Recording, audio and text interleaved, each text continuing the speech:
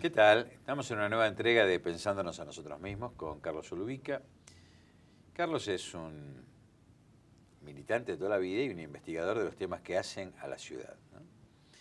Y hoy queremos ocuparnos de lo que le preocupa a los porteños y al país, ¿no? Porque esta ejemplaridad que vas a hablar vos tiene que ver con cualquier parte de la Argentina, que es el tema de la educación. Contanos, Carlos, caracterizanos, mostranos cómo funciona el modelo argentino en general, ¿no? Bueno, y qué coincidencias y diferencias tiene con otros modelos educativos. Bueno, hace muy poco casualmente hicimos un trabajo comparativo de los modelos educativos de Chile y de la Argentina, a propósito de todo el conflicto que hubo en el país vecino, fundamentalmente con los estudiantes universitarios durante el año pasado. Y sobre todo porque a menudo vemos que dirigentes políticos de la oposición y medios de comunicación exaltan como un ejemplo y como un modelo a seguir a Chile, ¿no es cierto?, desde el punto de vista económico, social y político. Y bueno, curiosamente, haciendo ese análisis comparativo, lo que hemos visto que en realidad quien tiene para imitar, por lo menos en materia educativa, a la Argentina es Chile, porque son, digamos, dos modelos profundamente divergentes. El modelo educativo argentino se basa en una política que ha tendido históricamente, más allá de los gobiernos, del signo que fueran, a la inclusión social, es decir, ha tendido a la difusión masiva de la educación como un elemento en la búsqueda de una mayor equidad social, es decir, dándole preferencia al acceso a la educación a los sectores de menores recursos. En Chile se ha hecho lo contrario. Incluso hay un hecho histórico digno de destacar. Durante el siglo XIX, el presidente de Chile, Montt, le pidió a Domingo Faustino Sarmiento un trabajo que tenía como objetivo ver de qué manera iba a encarar el gobierno chileno la organización de su sistema educativo. Sarmiento le presentó un trabajo con ideas, por supuesto, similares a las que después él aplicó acá en la Argentina, es decir, favorecer sobre todo en el nivel primario de la educación el mayor acceso de todos los sectores sociales, ¿no es cierto? Lo que fue después acá en la Argentina la ley 1420, ¿no?, de la educación pública, gratuita, laica, ¿verdad? Y obligatoria. Y obligatoria. Y Montt rechazó el trabajo de Sarmiento, no porque careciera de calidad técnica, al contrario porque desde ese punto de vista hizo un elogio, pero dijo que no se correspondía con lo que pensaba la élite gobernante de Chile respecto a cómo tenía que organizarse el sistema educativo. ¿Por qué? Porque ellos pensaban que había que hacer hincapié o colocar el eje en lo que iban a ser las clases gobernantes, o sea, las clases dirigenciales. Y ahí tendría que enfocarse la mayor cantidad de recursos. Y luego, para las clases populares, reservar una educación, podríamos decir, de menores recursos. Esto obviamente repercute después en la calidad, porque no era prioridad para la élite gobernante de ese momento en Chile. Te interrumpo un segundo. Vos sabés que un gran pensador y un gran educador, poco conocido, primero, bueno, porque quizás no no condice con el pensamiento dominante, es más bien de la línea de Paulo Freire, que es Gustavo Sirigliano, dice claramente que la currícula educativa debe contener el proyecto de país. Y lo que vos estás marcando es justamente una contradicción, se supiera o no, entre dos proyectos de país. El proyecto en el que abreva Sarmiento, porque termina, digamos, triunfando el de Alberdi, tenía el propio Sarmiento, es el de la Argentina circular, el de la Argentina que va a exportar a Inglaterra como aliada su ganado, sus mieses y sus vacas. Pero justamente lo que dice Gustavo, que cuáles eran las profesiones del proyecto. Bueno, había que enseñarle a leer y a escribir al pueblo, porque era el que tenía que cargar los trenes.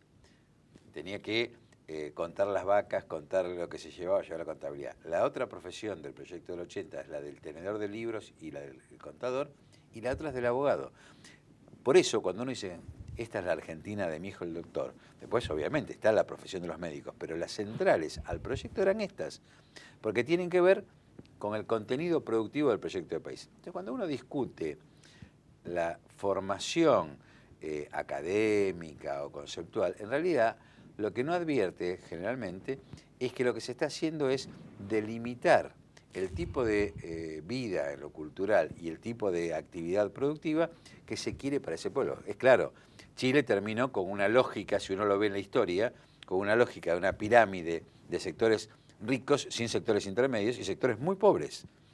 Creo que Montt se anticipaba de hecho a esto, o por lo menos me parece interpretarlo, ¿no? Sí, justamente yo iba a continuar en el desarrollo de esta comparación con un tema que vos acabas de tocar. Es decir, Sarmiento lo que hizo fue estimular la educación primaria, la elemental, en forma masiva. Pero el proyecto del cual formaba parte él no se interesaba demasiado por otros niveles superiores de la educación para los sectores populares. Era esa educación básica, precisamente porque era lo que necesitaba el modelo de país. ¿Quién fue después el que comenzó a extender a otros sectores sociales el acceso a la educación media y a la educación superior? El general Perón. Fundamentalmente entre 1945 y 1955, ¿qué es lo que hace él? Es promover, por un lado, el acceso a la escuela media y fundamentalmente de perfil técnico a través de una serie de leyes y decretos, y luego el acceso a la universidad. ¿A través de qué? A través de dos medidas fundamentales. Una es la creación de la de la Universidad Obrera, que fue el antecedente de la Universidad Tecnológica Nacional. Y el otro, y quizás más importante todavía, la gratuidad de la enseñanza universitaria, que es lo que se está discutiendo en Chile precisamente. Es decir, Perón por la establece... cual nosotros somos hijos de esa educación, ¿no? Exactamente. Digamos, nuestros hogares, que la mayoría eran humildes, podíamos acceder a esa enseñanza que en otros lugares estaba reservada para élites. En la mayor parte de los países, incluso de los países dominantes, esto es así. Es decir, sabemos que los padres deben hacer un esfuerzo enorme de ahorro para cuando su hijo vaya a la universidad, porque es muy costoso. Y bueno, acá en la Argentina, gracias a el primero y segundo gobierno de Perón, la universidad fue gratuita. Eso es lo que se sigue sin perdonarle a Perón, Esto ¿no? Sí, no, es muy cómico porque el año pasado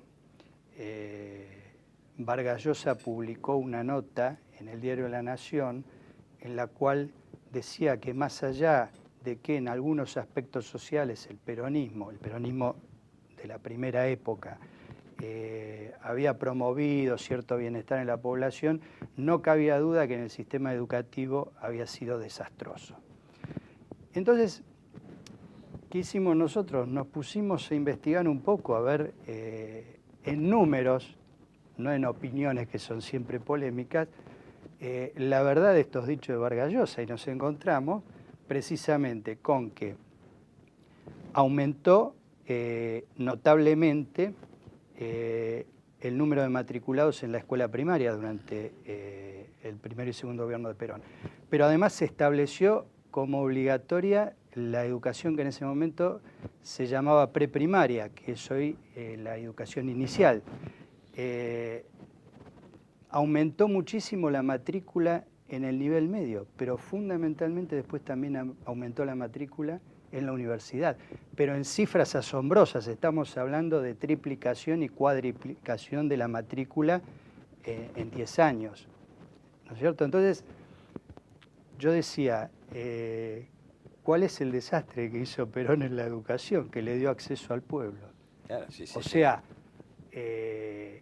eso que las clases dominantes interpretan como bajar la calidad o el nivel educativo, porque acceden los que nunca tuvieron acceso. Entre comillas, los negritos. Los ¿no? negritos, exactamente. Es imperdonable eso. Es más, hay un resabio cultural muy fuerte.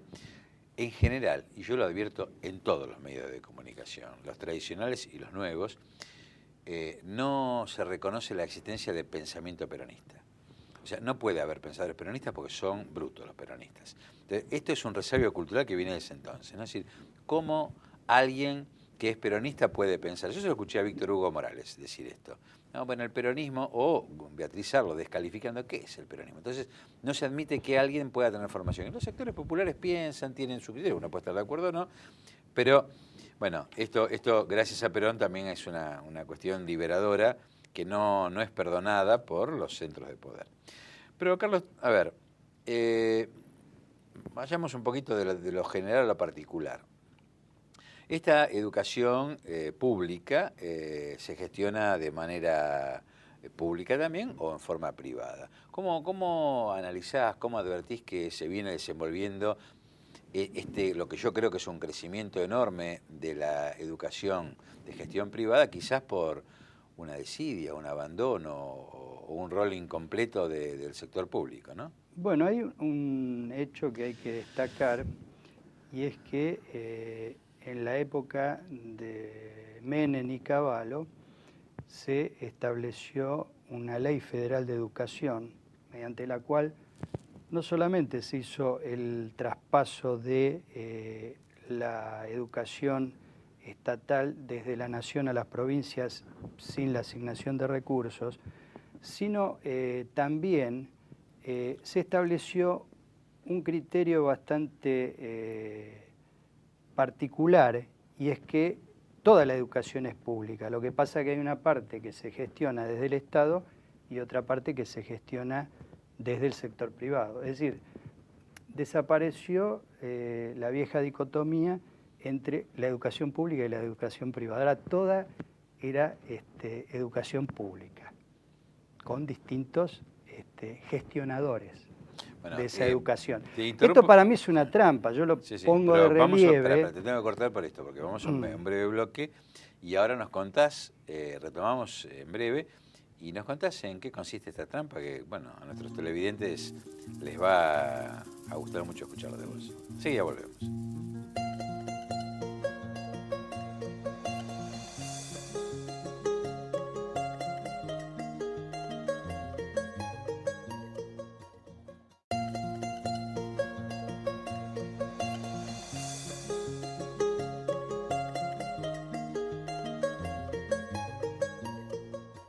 Carlos Zulovica está acompañándonos en Pensándonos a nosotros mismos. Este programa, Carlos, ya has venido, o a otros programas a partir de Leyendo como el Autor, obras tuyas y demás, pero justamente lo que nos proponemos como canal comunitario es que pensemos por nosotros mismos. Nos podemos equivocar o no, pero que cambiemos esa lógica de que todo viene dicho por otros o pensado por otros.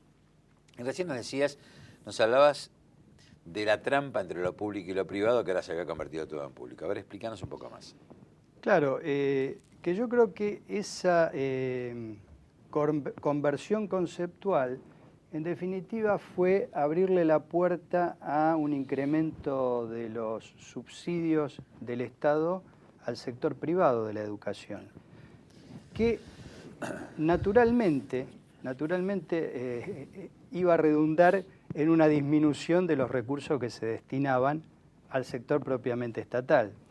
esto es lo que ha ocurrido. Durante la época de Menem y Cavallo en el orden nacional, ahora, digamos, esto con los gobiernos de Néstor Kirchner y de Cristina Fernández de Kirchner se ha revertido, pero es lo que está ocurriendo en la ciudad de Buenos Aires a partir del gobierno de Mauricio Macri.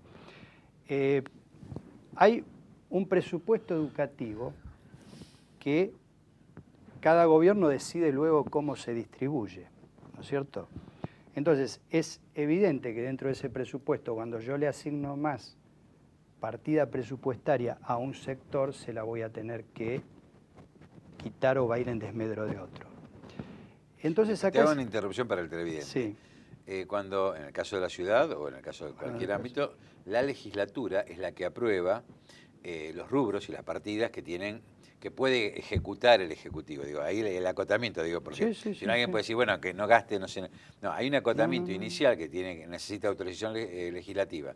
Si va para educación, entonces ahí está lo que estás explicando vos. 100 pesos para educación, ¿cómo los gasto? Claro, ahí hay una cuestión. Lo aprueba, por supuesto, la legislatura de la Ciudad de Buenos Aires o el Congreso Nacional en el caso del gobierno federal. Aprueba o no una propuesta que hace el propio Ejecutivo. Luego viene el momento de la ejecución de ese presupuesto, donde a veces se subejecutan determinadas partidas y otras se sobreejecutan, con lo cual el presupuesto no es un cepo tan cerrado que le impida a un gobierno poder... Un grado de discrecionalidad contiene. Poder tener un grado de flexibilidad o de discrecionalidad. Hecha esta aclaración, lo que nosotros advertimos son varias cuestiones en cuanto al presupuesto educativo de la ciudad. Primero, que desde que asumió Mauricio Macri, la participación del presupuesto para educación dentro del presupuesto total de la ciudad ha venido disminuyendo sistemáticamente. Si tomamos como base el último año de gestión anterior al de Macri, 2007, que estaba esa participación por encima del 27%, o sea, el presupuesto de educación representaba más del 27% del presupuesto total, vemos que a partir de los gobiernos de Macri comenzó a bajar y en la actualidad no llega al 26%. O sea, primera cuestión, se le destina... ¿Ese punto, tenés idea cuánta plata es? Y ese punto vos lo tenés que calcular en la actualidad en un presupuesto que está en el orden de los 32.000 millones de pesos. Así que es cuestión de sacar una cuenta muy fácil. No, para que se entienda. Es bastante plata. Es mucha plata. No, es mucha plata. La segunda cuestión es cómo después se distribuyen las partidas dentro del presupuesto de educación. Porque allí lo que vemos es que lo que se destina al llamado sector de gestión estatal ha ido disminuyendo su participación dentro del presupuesto de educación. Previo a la gestión de Macri estaba bastante por encima del 60%, es decir, bastante más del 60% se destinaba a la gestión estatal. Hoy esa participación está muy por debajo del 60%, apenas por encima del 55%, es decir, ha caído varios puntos. Mientras que lo destinado a la gestión privada, en el peor de los casos, se ha mantenido igual. En el peor de los casos porque ha habido años que esa participación creció significativamente. Y luego hay otra cuestión más que tiene que ver con esta, digamos, desatención de la educación estatal y una mayor atención a la educación privada, y es la partida que se destina a infraestructura y mantenimiento. O sea, lo que tiene que ver concretamente con la construcción y con el mantenimiento de las escuelas. Ese presupuesto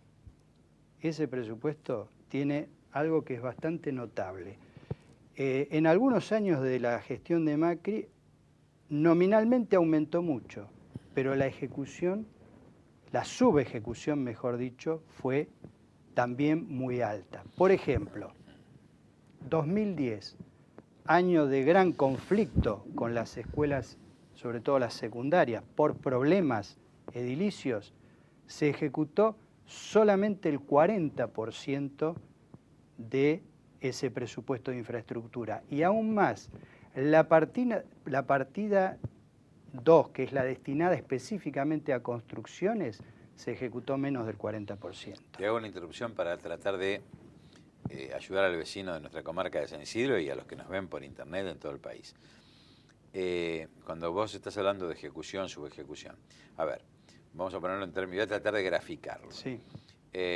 Un gobierno cualquiera, en este caso de la ciudad, manda un presupuesto. Dice, vamos a gastar 10.000 millones en educación. Se lo aprueba la legislatura local, bueno, dispone de una partida anual de 10.000 millones. La ejecución es cómo va gastando mes a mes esa partida. Si por deficiencias de gestión o por intención de no gastarlo o por ahorrar, entre comillas, y ver cómo se ajusta el presupuesto, se gasta menos en lo que vos, Carlos Urbina, estás diciendo es subejecuta. Entonces, a veces, si estamos hablando de 10.000 millones, ejecutar mal o no ejecutar, o sea, no gastar el 20%, el 30%, es mucha plata. Es mucha plata. Esto es lo que estás diciendo vos. Esto es lo que estoy diciendo. Que es lo que ocurre, ¿no? Que en el 2010, que había aumentado muchísimo el presupuesto para infraestructura escolar en la Ciudad de Buenos Aires, cuando vemos la ejecución, o sea, lo que realmente se gastó, terminó siendo inferior a lo que se ejecutaba en la época, por ejemplo, de Ibarra y luego de Tellerman. Entonces, ¿de qué sirve aprobar un presupuesto que en apariencia es muy generoso para un sector crítico de la educación de la ciudad si después esa plata no se va a utilizar? Yo ya advierto que nos van a quedar muchos temas en el tintero, pero por eso voy a puntualizarte algunos. A ver, ¿qué roles juegan los subsidios? Porque en esto de las políticas públicas, ¿cuánta plata va a los subsidios? Porque en realidad ¿se debería subsidiar la enseñanza privada de quienes pagan para ir a un colegio? Esta es toda una discusión que hasta ahora no se ha podido dar realmente, porque, por ejemplo, el año pasado, en 2011, se destinaron un poco más de 1.000 millones de pesos para subsidiar a la educación privada. Es bastante plata. Y uno se pregunta, ¿con qué criterio? Insisto, educación privada que cobra además una cuota mensual a quienes van a estudiar, ¿no? Sí, por supuesto, por supuesto. Eso complementa. Ahí muchas veces se argumenta que hay una serie de escuelas, sobre todo escuelas confesionales, que cobran una cuota bastante baja a los alumnos y que muchos de los chicos que concurren a esas escuelas son de hogares humildes. Situación que realmente puede ser verdadera, pero no se hace al momento de, digamos, decidir un subsidio voluminoso a la educación privada, no se hace esta discriminación. Hay que ver realmente qué es lo que se subsidia, es decir, si es solamente esas escuelas que hacen un esfuerzo para dar una contención a chicos de hogares humildes, cobrándole una cuota muy baja o incluso dándole becas para que concurran en forma gratuita, o también se subsidian a otras escuelas, que yo creo que es lo que ocurre, a otras Ahí escuelas donde... lo que diría la presidenta, sintonía fina, ¿no? Para claro, ver cómo se está gastando. Claro, entonces yo me pregunto, si yo tengo una escuela, y esto ocurre en muchos barrios, tengo una escuela estatal de jornada simple que no tiene absolutamente ninguna actividad extracurricular o extraprogramática, y a pocas cuadras hay una escuela privada que es doble turno, que brinda además una serie de actividades conexas, como puede ser talleres artísticos, como puede ser actividades deportivas, como puede ser computación, y se la subsidia a esa escuela privada. Yo digo, ¿no se está haciendo una suerte de competencia desleal a la escuela estatal? Acá aparece una lógica. Entonces, cuando vemos, porque esto después se traduce en los números de la matrícula de uno y otro sector de gestión. Cuando vemos que hasta el 2010 ha venido cayendo sistemáticamente, digo hasta el 2010 porque son los últimos datos oficiales disponibles, ha venido cayendo sistemáticamente la matrícula del sector de gestión estatal en la Ciudad de Buenos Aires, tanto si tomamos el nivel primario solamente como si tomamos la sumatoria del nivel inicial, el primario y el medio. Y por otro lado ha venido aumentando en forma muy fuerte la matrícula del sector de gestión privada. Digamos que hay una posibilidad de ver cómo incide ese problema de la asignación de los recursos en uno y otro sector de gestión. ¿No es cierto? Y esto es lo que dicen que entre 2011 y 2012 ha subido un poco la matrícula de gestión estatal en la ciudad de Buenos Aires. No están todavía los datos oficiales, esto es lo que se dice extraoficialmente, pero yo ahí incorporaría otro elemento de análisis, que es el impacto de la asignación universal por hijo, que es una política del gobierno nacional, no del gobierno de la ciudad. ¿Por qué digo esto? Porque hemos hecho también un estudio sobre cómo ha evolucionado la matrícula de gestión estatal en el orden nacional, comparándolo con el de la Ciudad de Buenos Aires. Y en el orden nacional, a partir de que también venía cayendo la matrícula de gestión estatal si se toma el país en su conjunto. Recordemos que la asignación universal por hijo tiene como un requisito justamente presentar el certificado de escolaridad. Correcto, ¿no? Está muy bien hecha la aclaración, sí señor. Entonces, en el orden nacional también venía cayendo la matrícula de gestión estatal, pero en 2010, primer año de impacto pleno de la asignación universal por hijo, no nos olvidemos que fue una medida tomada hacia fines del 2009, sí. ¿No es cierto? Se empezó a implementar en noviembre del 2009. En 2010, por primera vez en muchos años, se revirtió esa caída en forma bastante significativa. Es decir, para dar una idea, entre 2002 y el 2009, tomo 2002 porque fue un momento de, en los últimos 10 años, el momento de mayor auge de la matrícula de gestión estatal. Entre 2002 y 2009 había caído la matrícula de los tres niveles, inicial, primario y medio, más o menos en unos entre 90 y 100.000, no me acuerdo la cifra exacta, entre 90 y 100.000 alumnos. Solo en 2010 ya se habían recuperado más de 50.000 matriculados en el sector de gestión estatal. Y esto vamos a ver qué pasa en 2011 cuando tengamos los datos oficiales, pero a mí casi no me cabe dudas que es a raíz de la asignación universal por hijo. Entonces digo, si en la ciudad hubiera alguna reversión entre 2011 y 2012, también podría deberse al impacto de esa asignación. Carlos, bueno, nos quedan muchos temas en el tintero, se nos acabó el tiempo, pero bueno, en otra oportunidad quizás también sería bueno que comparemos jurisdicciones, que comparemos lo que se está haciendo en la Ciudad de Buenos Aires en el orden nacional y en otras provincias. Provincia de Buenos Aires, por ejemplo, que está muy cercana y en muchas cosas tiene similitudes con la Ciudad de Buenos Aires. Pero bueno, se nos acabó el tiempo, esto te obliga a que te tengamos que molestar y que convocarte nuevamente para que, bueno, comparemos un poco el tema de la educación y recordemos a los jóvenes, en mi caso por lo menos, toda mi formación fue en escuelas públicas.